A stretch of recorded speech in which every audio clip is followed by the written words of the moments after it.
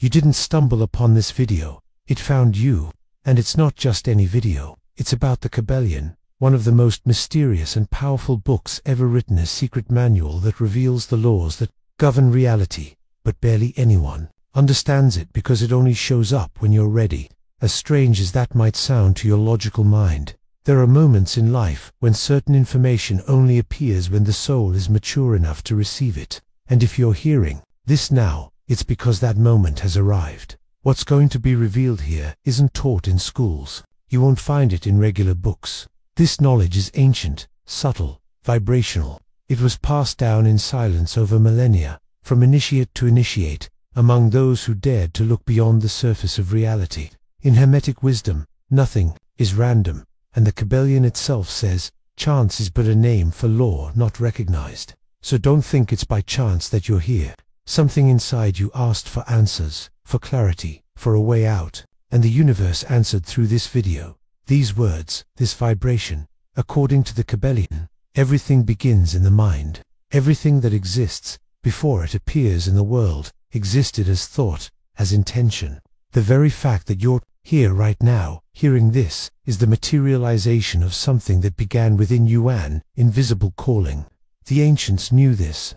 That's why they hid this wisdom in myths, symbols, metaphors. The truth was never shouted. It whispers, because it can only be heard by those who are truly ready. At some distant point in our history, long before the religions we know today existed, there was a man, or maybe a consciousness, who seemed to carry within him the secret code of the universe. He was called Hermes. Trismegistus means thrice great, great in wisdom, great in power, and great in love for the divine. But Hermes wasn't just a person, he was a living fusion of two ancient archetypes, Thoth, the Egyptian god of wisdom and sacred writing, and Hermes, the messenger of the gods in Greek mythology. Together, they represented the bridge between the visible and the invisible. Picture this.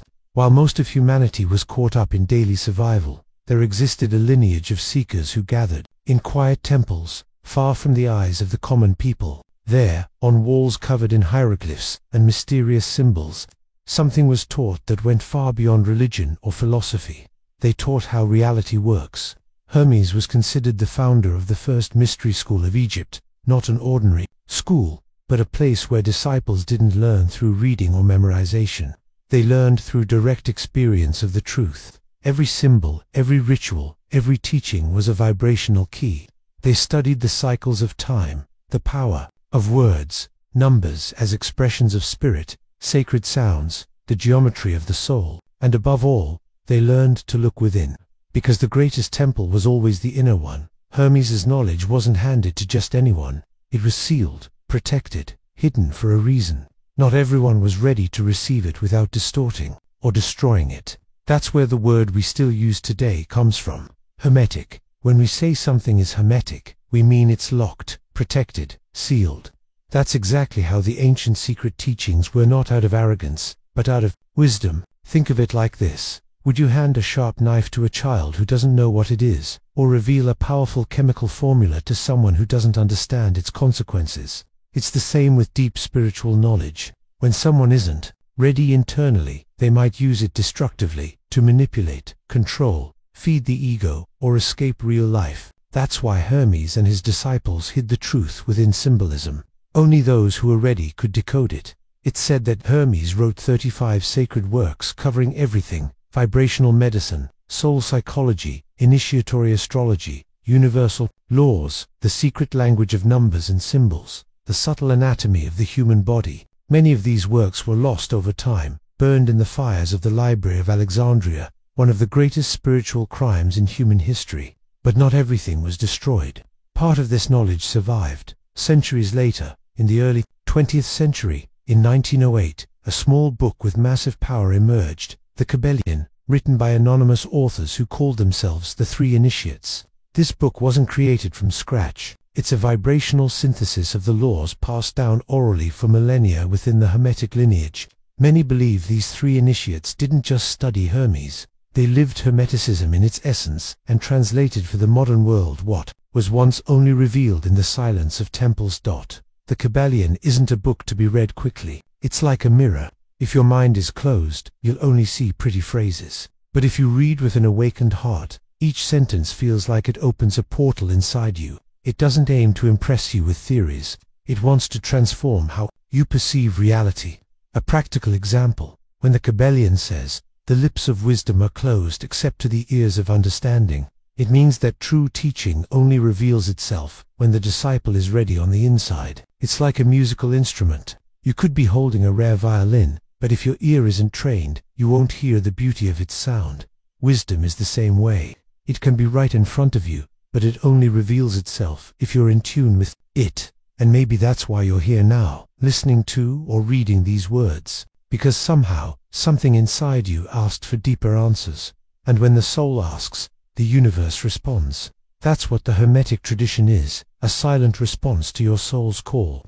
The Kybalion is more than a book. It's an invitation to a new way of seeing the world.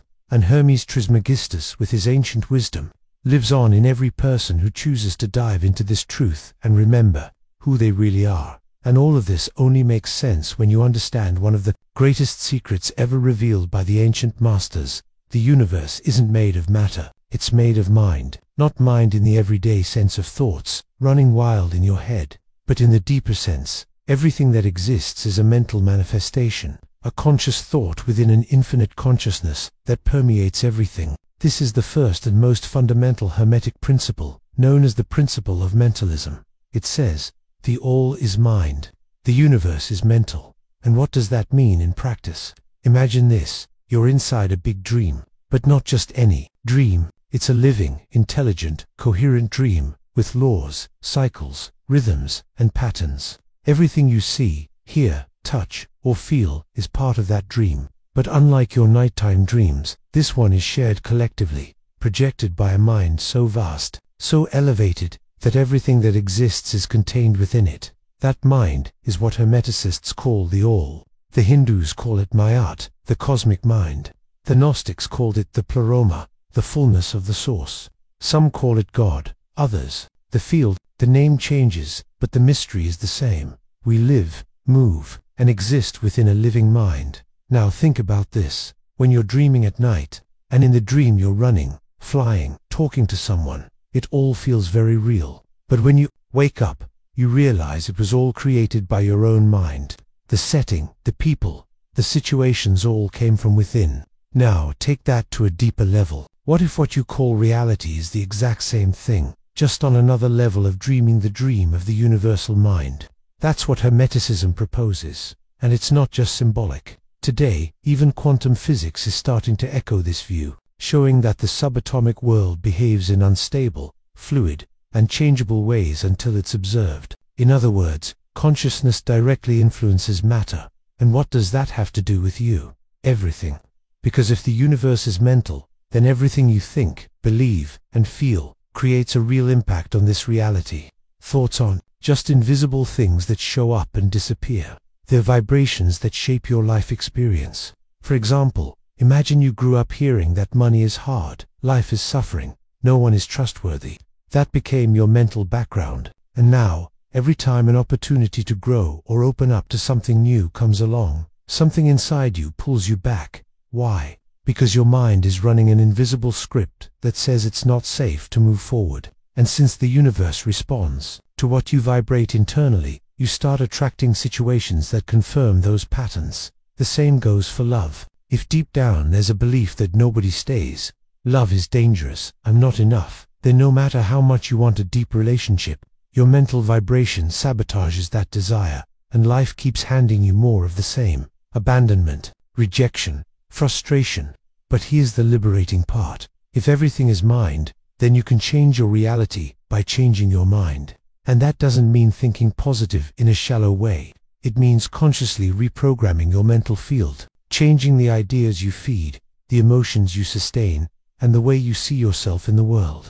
Think about it with me. If you change the tuning on a radio, it starts picking up a different frequency. The music changes, the mood changes, the energy changes. It's the same with the mind. When you shift the frequency of your thoughts, you start attracting different experiences, different people, different paths, because the outer reality is a direct reflection of the inner state. And this isn't too mystical or out of reach. Take a simple example. On a day when you wake up feeling inspired, with faith, at peace, everything seems to flow. People treat you better, traffic feels lighter, even your coffee tastes better.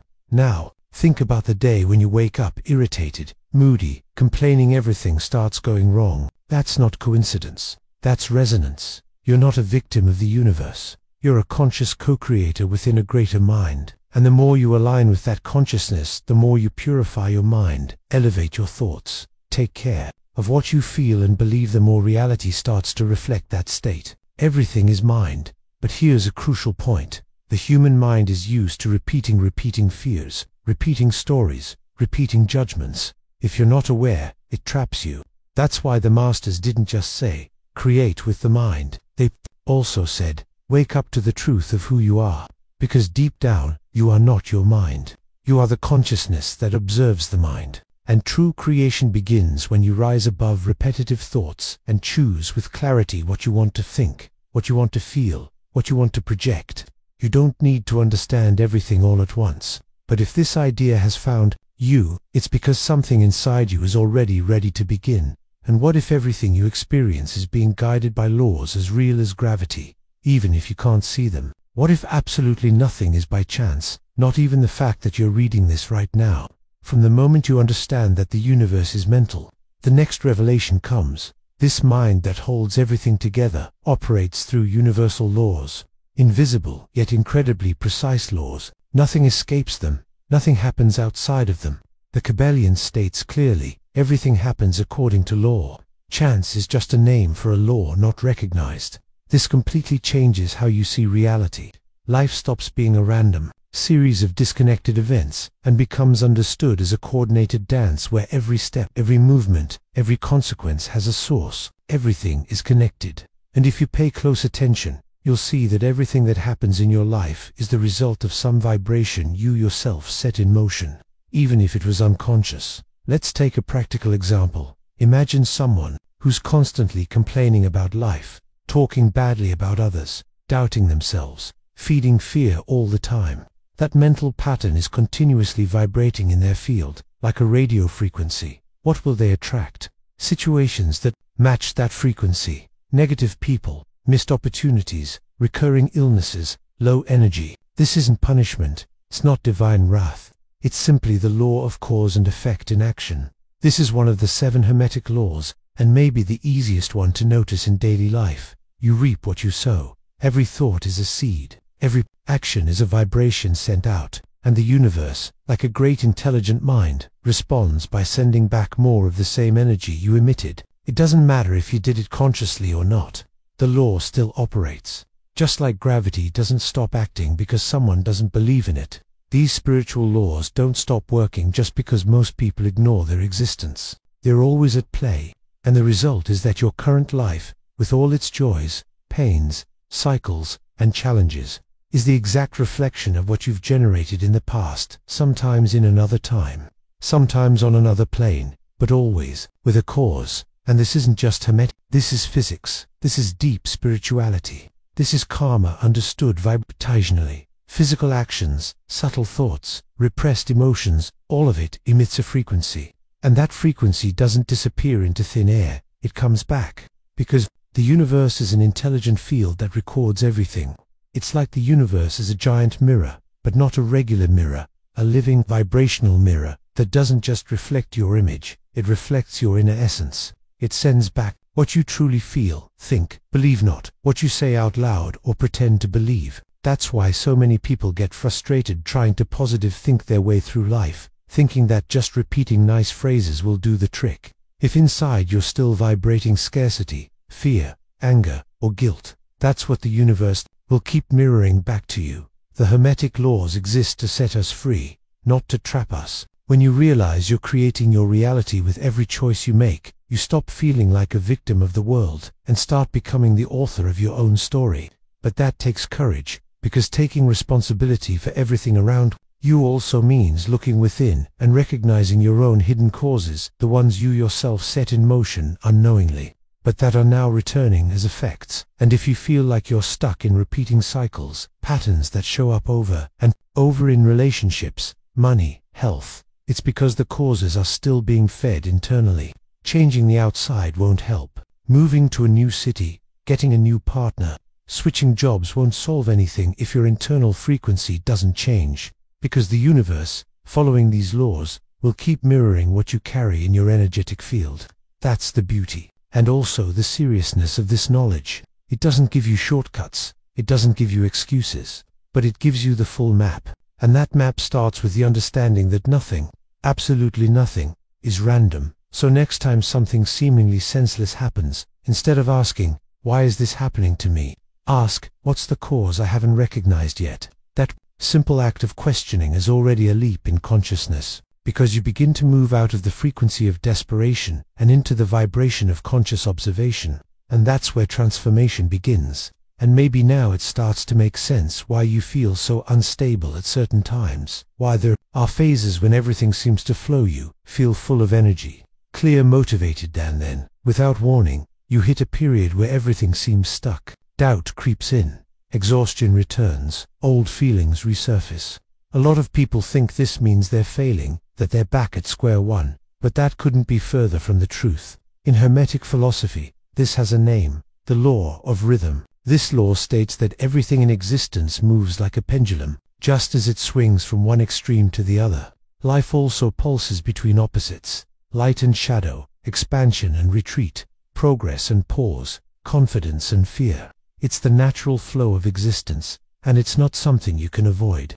It's something you're meant to understand. Look at nature. The sun rises and sets, the seasons change, the heart beats in rhythm, the ocean follows the tides. Life is organized in cycles, and you, as part of the all, are also within that movement. The problem is that we were taught to see life as a straight line, as if real progress meant always going up, always growing, always improving. But that's a modern myth created by a system that glorifies non-stop productivity and evolution without rest. In the universe, nothing grows upward forever without first dipping down a little. Not even the strongest tree can support its branches if its roots aren't deep and firm in the dark earth. The law of rhythm teaches us that temporary setbacks are not failures, they're adjustments, they're balancing movements. Just like the financial market needs corrections to avoid crashes, our soul also needs pauses, revisits, and retreats to sustain a new level of awareness. Plato used to say that the soul evolves in a spiral. What does that mean? That even when it seems like we're going through an old struggle again, we're actually revisiting that point from a different angle. It's like climbing a spiral staircase. You look down and see the same spot as before, but you're at a higher level. Think about an emotional wound you thought you had already healed, maybe an old fear, an insecurity, a painful memory. Suddenly, all of that comes back, and you wonder, why am I feeling this again? I thought I was over it. The old mind sees this as failure, but awakened consciousness knows the pendulum is swinging back. Not to knock you down, but to shine light on that spot more deeply. It's a chance to face that pain with the eyes of someone who has already grown. This also explains why so many people self-sabotage right before taking a big leap. Sometimes, just when everything seems to be going well, a crisis hits. A doubt surfaces. Something unexpected happens. The internal rhythm is shifting, testing if you've learned to stay centered even when the tide changes. Here's a simple example. Imagine someone going through an emotional healing process.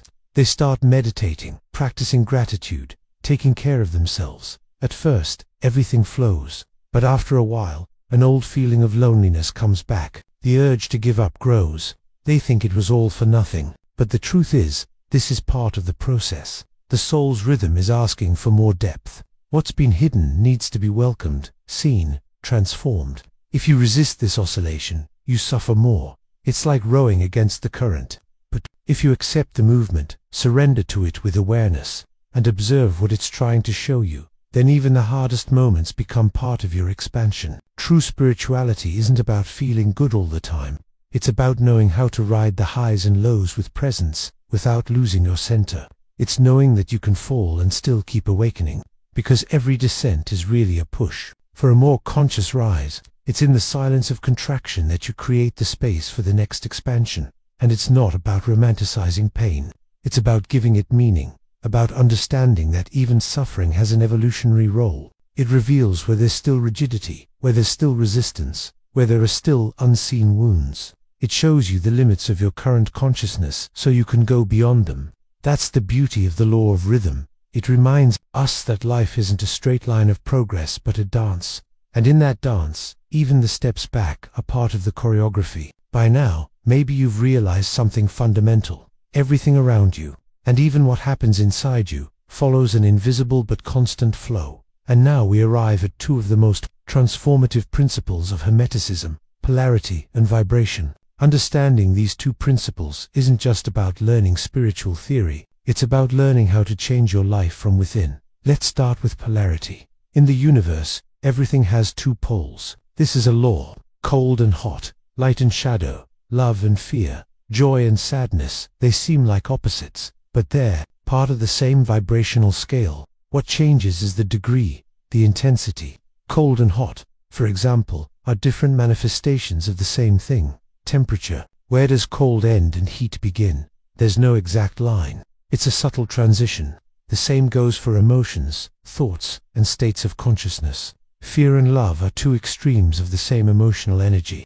Many times, the anger we feel is actually rooted in deep fear. Sadness sometimes is love that wasn't understood. And here's the secret of inner transmutation. You don't need to destroy one state to reach the other. You just need to shift your position within the same scale. That's emotional alchemy. It's what the ancient masters practiced internally, far from the public eye. They knew you can't erase an emotion or eliminate a thought by force, but you can transform it, raise its frequency, move what's dense into a more subtle state. Now let's talk about vibration. Everything in the universe vibrates. From the atoms in your body to the planets in orbit, everything is in motion.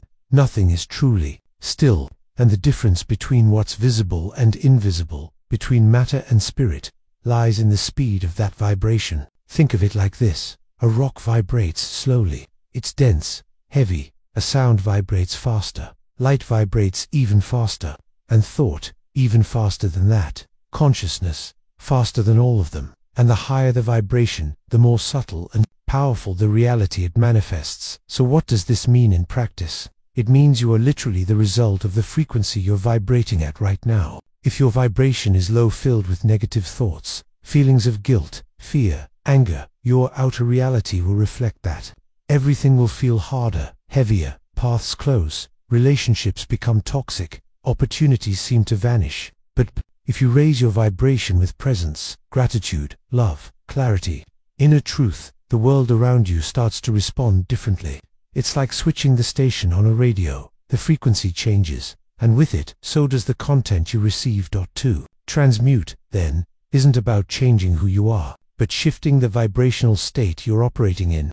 It's like turning up the temperature of the heart. It's moving away from fear and toward love. It's moving away from doubt and toward trust. And here's the key: that shift doesn't happen through external effort, but through awareness, through small daily choices, and inner stillness you choose to maintain.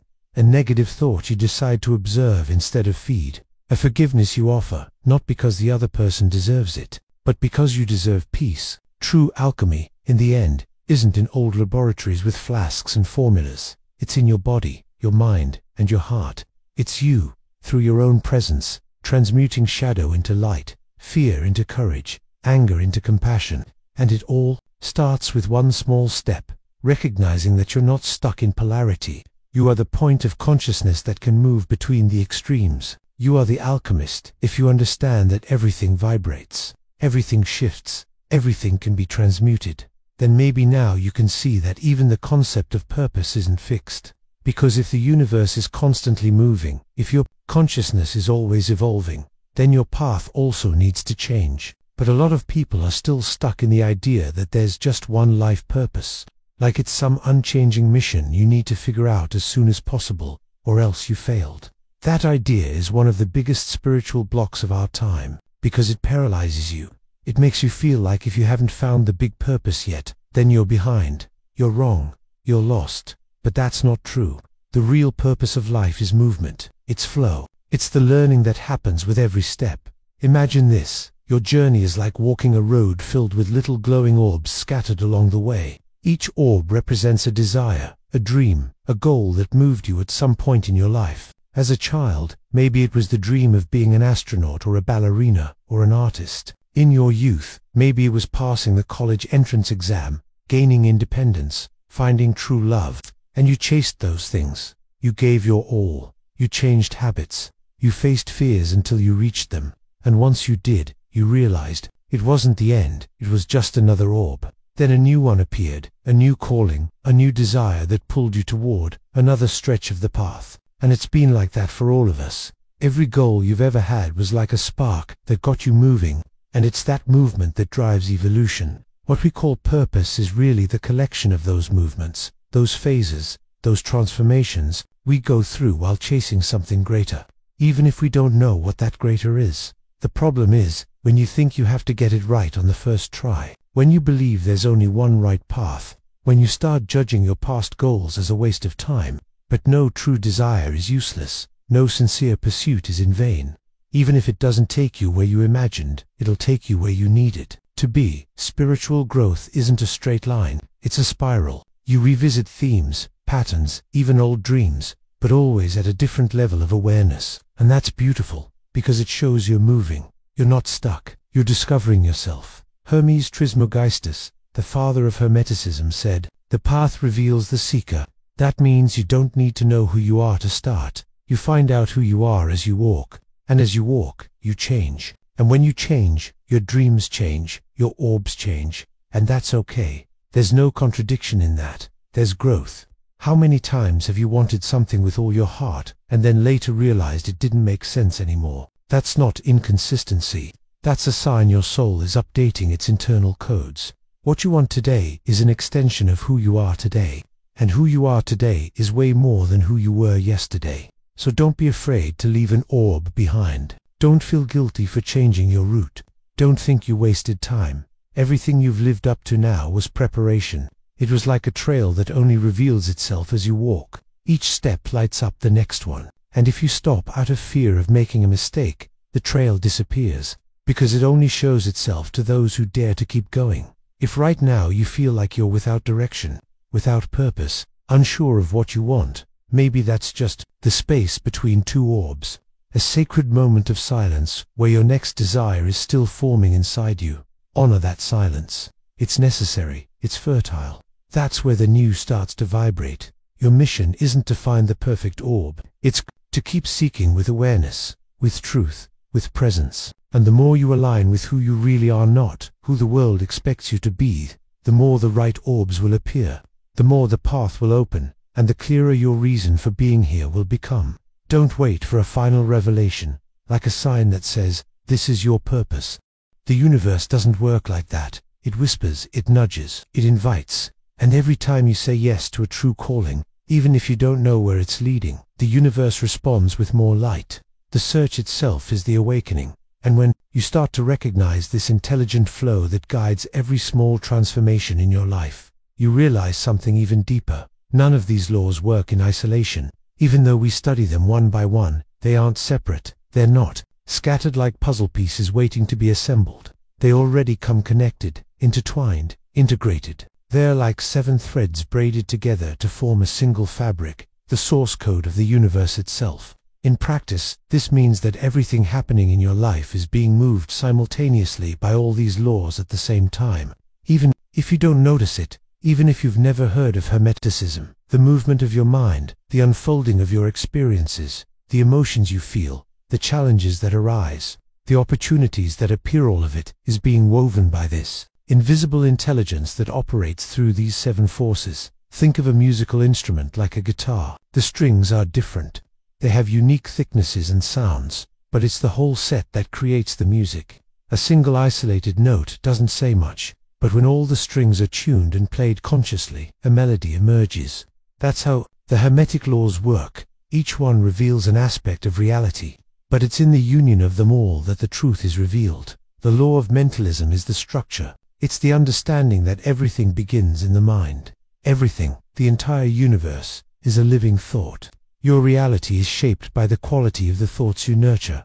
You're like a programmer working with an invisible language. Your thoughts are code, and the world responds to that code without questioning whether you're aware of it or not. The law of correspondence is the bridge. It shows that everything above has a reflection below, and everything outside reflects what's inside. That's why your external world is a mirror. If you're constantly in conflict with others, it's because you're carrying an internal field of division. If you attract people who don't value you, maybe you're not valuing yourself. The world outside is always showing you how things are inside. This is the bridge no one ever taught us to cross. The law of vibration is the movement. Nothing is still, not even what looks solid or permanent. Everything vibrates, everything pulses. Every thought, every emotion, every word you speak generates a frequency, and that frequency attracts matching realities. When you understand this, you begin to watch what you feel, what you think, what you consume, because all of that is influencing what you manifest, even if it's unconscious. The law of polarity is the variation. It shows that everything is dual. Light and shadow, love and fear, joy and sadness, they're not separate things. They're extremes of the same energy. The difference is in the degree, not in the nature. Anger, for example, can be transmuted into courage. Fear can be turned into presence. Chaos can be reorganized into wisdom. When you understand this law, you stop fighting the extremes and start moving them with awareness. The law of rhythm is the cycle. It teaches that everything has tides. Everything rises and falls. Everything breathes. If you're in a tough moment, it will pass, because life's pendulum never stops. But the secret isn't in trying to control the movement. It's in learning how to surf it. If you know when to plant, when to rest, when to be silent, when to act, you stop being a victim of the cycle and start dancing with it. The law of cause and effect is the chain. Nothing happens by chance. Every action causes a reaction. Every choice has a consequence. Everything you're experiencing now was created at some point in the past by a decision, a word, a thought, a vibration that came from you. And this applies to the past but also to the future. What you plant today, you'll inevitably harvest tomorrow. The choice is yours. The result is inevitable. The law of gender is the principle of creation. It shows that everything in the universe contains the masculine and the feminine. And we're not talking about biological gender, but about energetic qualities. The masculine is action, focus, direction. The feminine is intuition, reception, gestation. Every creative process needs both. An idea must be received feminine, and then executed masculine. A project must be felt feminine, and then manifested masculine. Without balance between these two aspects, everything feels incomplete. And when you begin to see these laws not as abstract rules, but as living mechanisms operating within you, you begin to move with them, to navigate, to co-create. You stop being tossed around by life and start riding the waves of the universe with more balance, more awareness, more lightness. Because here's the key. Either you learn to use these laws consciously, or you'll be dragged by them unconsciously. There's no in between. They never stop operating. The difference is whether you're awake or asleep, whether you're creating or being carried. There is no neutral space in the universe. You're always vibrating something, always manifesting something. And if you're not choosing it consciously, something or someone else is choosing it for you. The media, your traumas, the system, your fears, your past, all of that can program your mind if you don't take the reins. But now that you understand all these laws are really one intelligence in motion, you can start using this knowledge as a real map, as a hidden manual of reality, as the source code that governs everything, including you. Now that we've begun to see the universe as a unified field of intelligent laws operating at all times, there comes a point where one inevitable question arises. How do we live in harmony with all of this? What happens to someone who wakes up and starts to recognize the hidden signs behind visible reality? What happens is the birth of the initiate. An initiate isn't someone who's read secret books or memorized mysterious names. It's someone who stopped fighting life and started flowing with it. The true initiate understands something most people ignore. It's not about controlling the universe. It's about aligning with it. And that changes everything. Look, the swimmer who dives into a raging river and tries to swim against the current quickly wears out. He gets drained, frustrated, and no matter how hard he fights, he's swept away by the water. But the swimmer who observes the direction of the current, who understands the rhythm of the water, and surrenders to the flow, is able to go much further with way less effort. He surfs. He dances with the movement. The Kybalion says something that few people really absorb. The masters obey the law on higher planes and rule it on lower ones. What does that mean? That true power doesn't lie in challenging the structure of the universe, but in understanding it so deeply that it begins to work in your favor. The master doesn't fight against the tides of existence. He understands the cycles, reads the signs, sees the invisible, and acts with precision. That's wisdom in action. In practice, this shows up in simple choices. When a challenge appears, the initiate doesn't ask, "Why is this happening to me?" They ask, "What is this trying to show me?" When a tough phase comes, they don't freak out. They go quiet, breathe, and realize this shift is part of the rhythm. I can move through it. They don't react automatically. They respond consciously. And that subtle difference between reacting and responding is a quantum leap on the spiritual path. Because the initiate knows that every event in life carries a hidden code. Every person who crosses their path, every loss, every gain, every silence, it's all language. It's all symbolic. And those who've learned to read those symbols don't live on autopilot anymore. They live in presence, in alignment. And that's where true power is born. Because contrary to what we were taught, power isn't about controlling everything. It's about being so in tune with the laws of the all that you become one with them. And when that happens, you start to access a flow in life that looks magical to those who are still asleep. People start to notice that you don't get shaken easily, that you change direction with ease, that you don't get lost in drama, that you don't panic over delays, because you understand that life isn't sabotaging you, it's shaping you. And everything, absolutely everything, has a deeper purpose, even when that purpose isn't yet visible. That's what it means to live as an initiate, to stop drowning in internal resistance and start rowing with the rhythm of the universe, but heads up. This doesn't mean passivity. It doesn't mean accepting everything as it is. On the contrary, it means acting with wisdom, not desperation. It means knowing when to hold back and when to move forward, when to be silent and when to speak. The initiate is like an invisible conductor who feels the symphony of existence and chooses each movement with precision, because they're no longer trying to force reality. They're co-creating with it. And here's the most powerful detail. The more you align with these laws, the more life begins to deliver immediate responses. You know that feeling of synchronicity, of being in the right place at the right time, of saying something and then it happens, of thinking about someone and they show up. That's not coincidence. That's alignment. It's the living language of the all responding to your aligned vibration. And in that state, things aren't perfect, but they're clearer. You stop trying to understand everything with your rational mind and start perceiving with your awakened heart. You feel the movement before it happens. You sense the direction before knowing the reason. Because you're no longer separate from the all. You are the all in the form of experience. That's the true beginning of mastery. But not a kind of mastery that dominates. A mastery that listens, that feels, that collaborates with reality. The initiate doesn't run from pain. They understand that even pain is a teacher. The initiate doesn't worship success. They know success is also a test. The initiate lives with feet on the ground and a wide open soul. They're not perfect, but they're conscious. And that changes everything. Because at the end of the day, the universe doesn't respond to what you want. It responds to what you are. But what good is knowing all this if you don't know how to apply it? Knowledge alone doesn't change lives. What transforms reality is when knowledge becomes action. And this is where the Kybalion stops being a mysterious book and becomes a living map, capable of reorganizing your experience of the world. Because the truth is simple. Reality changes when you change. And you change when you start acting in alignment with the laws that govern everything. You don't need to memorize complex terms or understand deep philosophy. You just need to observe closely and start living differently. The Kybalion is straight to the point. It doesn't give you a religion or dogmas. It gives you tools. And now you'll see how each of them can be used in everyday life, in practical, simple, and deeply powerful. Whereas let's start with mentalism. The first law, everything is mind. So the question is, what are you thinking right now? What have you been feeding inside your head every day? Because your outer world is an exact reflection of what you vibrate internally. And that reflection is born from your inner dialogue.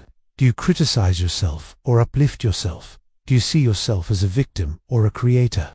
Do you imagine the worst or allow yourself to envision the best? Visualization, affirmation, and thought awareness are spiritual tools, not just self-help techniques. because everything starts in the invisible mind before it becomes visible in the world. The second law is correspondence. As above, so below. It sounds poetic, but it's actually extremely practical. Want to understand your life? Look at nature. Day turns to night. The tide rises and falls. Winter always prepares the way for spring. In the same way, your soul also goes through cycles. Your daily life also responds to larger rhythms, and you can use this law to bring harmony between inner chaos and the outer cosmos. Watch for patterns. When something keeps going wrong, what keeps repeating? When something flows, what's present? The universe gives you clues all the time. You just need to learn how to read them. The third is the law of vibration. Everything vibrates. Everything emits a frequency. And the question that changes everything is, what frequency are you vibrating at? Are you vibrating guilt, fear, lack, or are you vibrating presence, gratitude, trust? You can't fool this law. It doesn't respond to what you say you want. It responds to what you actually feel. And raising your vibration is simple. Take a deep breath. Walk barefoot on the earth. Feel sincere gratitude for the now. Be silent for a few minutes. Listen to music that lifts you. Smile at someone that already shifts your frequency. And when your frequency changes, your reality realigns. The fourth law is polarity. Everything is dual. Cold and hot belong to the same line, just in different degrees. So do fear and love, chaos and order, doubt and faith. Everything is on a scale. That means if you're at one extreme, you don't need to change your nature. You just need to shift the degree. You can take your anger and turn it into courage. You can transmute sadness into creative introspection. You can move from fear to love gradually, like adjusting a volume knob. Spiritual alchemy isn't about eliminating emotions, but about moving your energy in the right direction. The fifth law is rhythm. Nothing stays the same. Everything rises and falls. There are cycles in everything, days of light and days of shadow. And knowing this brings you peace, because when the tide is low, you'll remember it's going to rise again. And when everything is blooming, you'll stay humble, knowing autumn always returns. The secret isn't to resist the waves, it's to learn how to surf them. On tough days, pause, breathe, and trust. On good days, be thankful, share, and plant seeds. That's rhythmic wisdom. That's living in the timing of the universe. The sixth law is cause and effect. Nothing happens by chance. Every action creates a reaction. Every thought creates a field. Every intention shapes consequences. So if you want to change your harvest, change the seed. Cultivate more conscious thoughts. Choose words with more presence. Act with more intention. Everything you do, even what no one sees, is building your tomorrow. There's no use complaining about fate if you're living without consciously planting. The effect is just the mirror of the cause, and that mirror never lies. The seventh and final law is gender. Everything contains both the masculine and the feminine principle. And we're not talking about biology. We're talking about consciousness. The masculine principle is focus, decision, action. The feminine principle is intuition, receptivity, sensitivity. When those two aspects are out of balance, life gets stuck. You act too much without listening to your heart, or you listen too much without acting. True creation only happens when those two sides dance together, balancing logic and feeling, doing and sensing, deciding and intuiting. That's what activates your power to co-create. And here's the secret. That ties it all together. You don't have to get it right all the time. You don't have to be perfect. You just have to be in alignment. When you start aligning your life with these laws, even imperfectly, reality starts to reorganize around you, because the universe responds to sincere intention. It responds to presence. It responds to awareness. And that's what makes the Kabbalah so powerful. It's not a magic formula. It's a reminder of what you already are.